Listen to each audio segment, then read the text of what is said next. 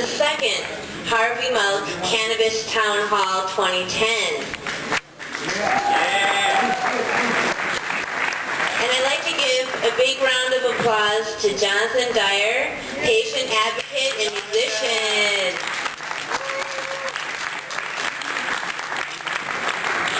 And he has a beautiful collection of seasonal saxophone tones available, so don't hesitate to support patient advocates who are also musicians. For those of you who don't know, my name is Shona Gokinar, and I am the chairwoman of the Harvey Milk Cannabis Caucus. And thanks, guys. And our program tonight may vary a little bit, so but we're all used to improvising a bit. And I want first to really honor the fact that the LGBT community and the cannabis community have always been in coalition and working together. And yeah, that deserves a round of applause, folks. And it's important that we understand our history. It's extremely important that we understand the connection to our city's history, in particular with cannabis, and Harvey Milk's connection with the cannabis movement. Yeah. And I'm going to bring up Dr. Mike Aldrich to speak a little bit of history to us about Harvey Milk's connection with the cannabis movement. Big round of applause.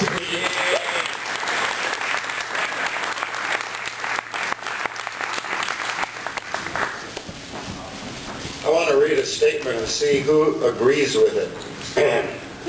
No person in the state of California 18 years of age or older shall be punished criminally or civilly for growing, processing, transporting, or possessing marijuana for personal use.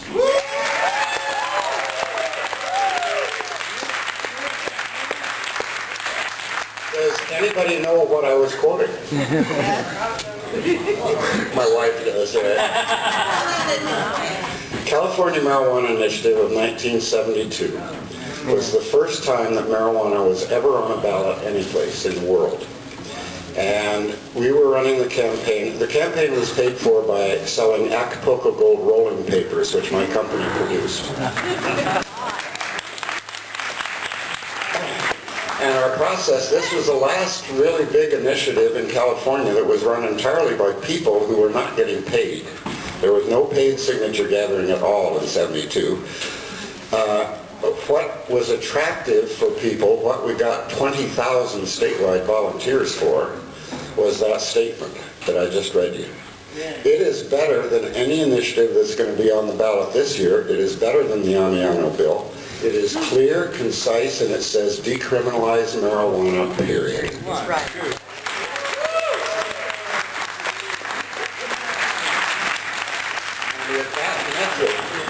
We were able to attract 20,000 people across this state, half of them in LA, no less, in 1972. We had a little campaign office over on Fillmore Street. I was sitting at the desk one day, at the front desk. In comes this dude. He had hair out to there. He had the Bronx accent that I can't even imitate. I wouldn't try. Terrible long accent. And he introduced himself and said his name was Harvey. He'd just gotten here from New York and he wanted to help the marijuana initiative. The story I'm telling you didn't make it into the film. It didn't make it into any of the biographies, but this is Harvey Milk's first political action in San Francisco. I handed him a sheaf of petitions about that thick. He took and put half of them in his camera shop up on Castro Street. The other half he tucked under his arm. He got himself a big long clipboard, like every other volunteer. And he went door to door in the Castro, introducing himself, saying, "I'm Harvey Milk, and I would like you to sign the marijuana petition."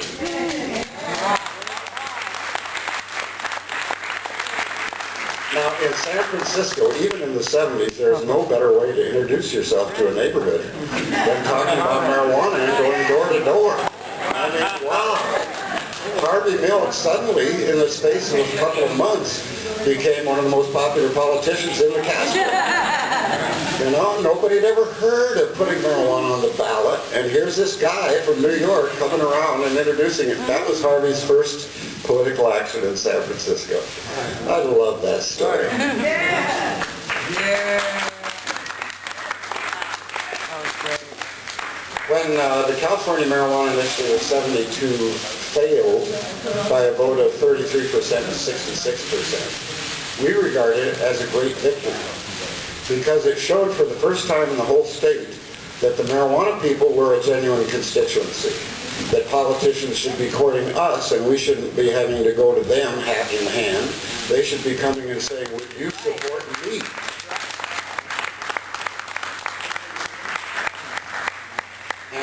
When Harvey got elected, let me take off on that for one direction. The result of the California Marijuana Initiative was that George Moscone, then the state Senate Majority Leader, went to the state legislature, and in order to get it past the Republicans, he had to change it from a full decriminalization initiative to reducing the penalty for possession from a felony to a $100 fine, a misdemeanor. He created a whole new category of law in California called the citable misdemeanor, which was slightly above a traffic ticket, but below most of the criminal offenses that marijuana had been suffering before that. The other thing that came out of Harvey's participation was the fact that we understood in San Francisco, at least for the first time, the gay vote is the swing vote. The gay vote is the controlling vote in San Francisco elections from 1972 to now. Yeah.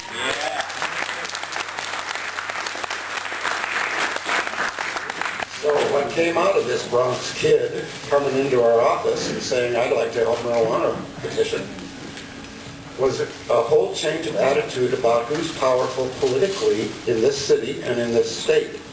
We know, for instance, that in Los Angeles, even in the early 70s, most of the marijuana vote was the gay vote. And that applies straight across the state in no matter what community, rural or urban, that you're in. So we learned that very quickly. And the one who learned it the best, of course, was who? Harvey.